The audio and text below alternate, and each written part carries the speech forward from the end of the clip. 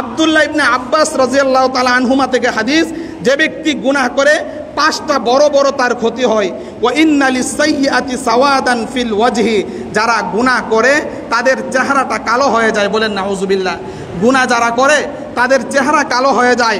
ওয়া যুলমাতান ফিল কলবি, তাদের অন্তরটা অন্ধকার হয়ে যায়। কি হয়ে যায়? অন্ধকার হয়ে যায়। ওয়া ওয়াহানান ফিল বাদানি, তাদের শরীরটা একদম দুর্বল হয়ে যায়। জিনাকারী ব্যভিচার করতে করতে করতে করতে হাঁটতে পারে না। ওয়াদাইহিকান ফির রিজকি, গুনাহ যারা করে তাদের রিজিক সংকীর্ণ হয়ে যায়। সংকীর্ণ কি খান বাবা?